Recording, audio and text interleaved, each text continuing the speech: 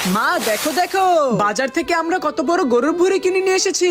তাই তো বলি বাসার মধ্যে এত গন্ধ কিসের? এই ভুঁড়িটা কেন কিনে নিয়ে আসলি? আরে মা, অনেকদিন হলো গরুর ভুঁড়ি খাই না, আজকে বাজারে সস্তায় পেয়েছি তাই এটা কিনে নিয়ে এসেছি, মজা করে রান্না করে খাবো। কিন্তু আমি এটা রান্না করলে তো শেষ হয়ে যাবো, এটা থেকে যে বাজে গন্ধ আসে। গন্ধ আসলে আসুক, তোমার এটা রান্না করতেই হবে আজকে। কি বোন, আমি কি ঠিক বলেছি না বল? ওরে বাবারে কি গন্ধ!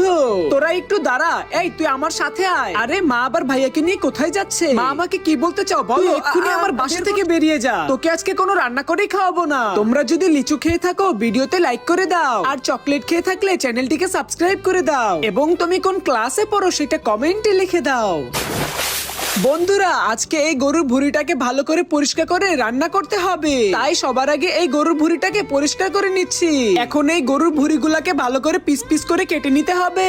এরপরে সকল মশলাগুলো একসাথে দিয়ে কিছুক্ষণ রান্না করলে রেসিপিটা একদম তৈরি হয়ে যাবে।